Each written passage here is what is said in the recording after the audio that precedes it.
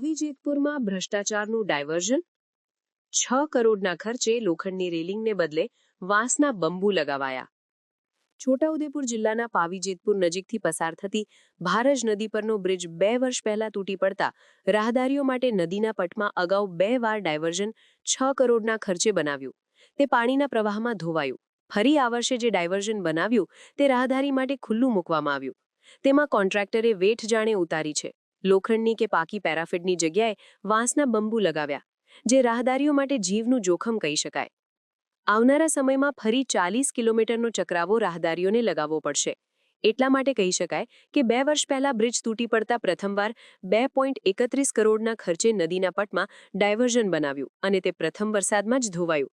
બીજા વર્ષે ફરી ડાયવર્ઝન 4 કરોડથી વધુના ખર્ચે બનાવ્યું, તે પણ પાણીના પ્રવાહમાં ન ટક્યું. હવે આ વર્ષે ફરી જે ડાયવર્ઝન બનાવ્યું છે તે બિલકુલ તકલાદી છે. તે ટકશે કે કેમ એવા સવાલો લોકોના મનમાં ઉઠી રહ્યા છે. અમને એવું જોયું એટલે અમને એવું લાગ્યું કે આ તો બિલકુલ ગુણવત્તા વગરનું કામ છે. અહીંયા તો બાજુમાં જે ડાયવર્ઝન બનાવ્યું છે સરકારી તંત્ર, પણ તો બંબુ બાંધેલા જોયા અમે. તો બંબુથી થોડી ચાલે, એ તો કાયદેસર એને લોખંડની એની રીંગ મારી પડે એને, બરાબર. અને બાઇકવાળા હોય કે ફોર વ્હીલ હોય, કોઈ બી જતા અડધી રાતે તો ગમે ત્યારે અંદર જઈ શકે. અને આ એક જાતનું જોખમ છે. આ તો ખરેખર તંત્ર આના પર ધ્યાન દોરવું જોઈએ. સરકારી તંત્ર બનાવે છે, એટલે 6 કરોડ રૂપિયા ફાળવ્યા છે, તો 6 કરોડ જેવું કામ અહીં દેખાતું નથી, બરાબર. કે તકલીફ કોને પડે? ચીમનભાઈ નાઈ. કરોડોનો ખર્ચ કરી ડાયવર્ઝન તંત્ર દ્વારા બનાવવામાં આવે છે. તે ચોમાસા દરમિયાન તૂટી જતું હોય તો કેમ યુદ્ધના ધોરણે નેશનલ હાઈવે નંબર 56 પરના બ્રિજનું કામ કરવામાં આવતું નથી? કેમ મંથર ગતિએ કામ ચાલે છે? તંત્રની બેદરકારીના ભોગ આજે પણ રાહદારીઓ બની રહ્યા છે. 2 વર્ષ પહેલા જે બ્રિજ તૂટ્યો હતો તે મધ્યપ્રદેશ અને છોટાઉદેપુરને જોડે છે. આ જ માર્ગ નર્મદા અને વડોદરા જિલ્લાને પણ જોડે છે.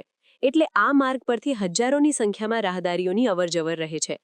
ફરી એકવાર પાવી જેતપુર નજીકથી પસાર થતી ભારજ નદીમાં બનાવેલ ડાયવર્ઝનને રાહદારીઓ માટે ખુલ્લો તો મૂકી દીધો છે, પરંતુ આ ડાયવર્ઝન પર કોન્ટ્રાક્ટર દ્વારા નથી ડામર પાથરીઓ કે નથી સેફટી દિવાલ. વાંસના બંબુ દ્વારા જે પેરાફિટ ઊભી કરવામાં આવી છે તે રાહદારીઓ માટે અતિ જોખમકારક જોવાઈ રહ્યો છે. રાહદારીઓ જરા પણ ચૂક કરે તો નીચે પટકાય અને જીવ પણ જાય. પણ તંત્ર કે અધિકારીઓને જાણે લોકોની કંઈ પડી હોય તેમ લાગતું નથી. પુષ્કળ પ્રમાણમાં ધૂળ ઉડતી હોવાથી રાત્રિના સમયમાં રાહદારીઓ માટે ખૂબ જોખમ જોવાઈ રહ્યું છે.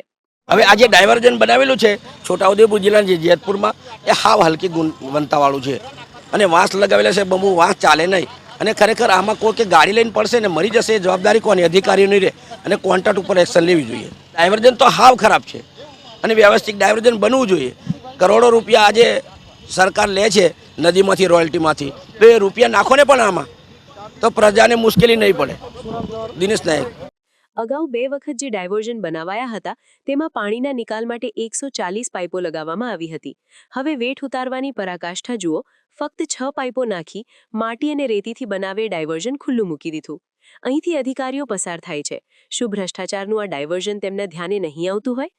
6 કરોડનો ખર્ચ ડાયવર્ઝન પાછળ કરવામાં આવ્યો, પરંતુ વ્યર્થ. આવનારા ચોમાસાના સમયમાં આ ડાયવર્ઝન ટકવાનું જ નથી તેવું રાહદારીઓનું કહેવું છે.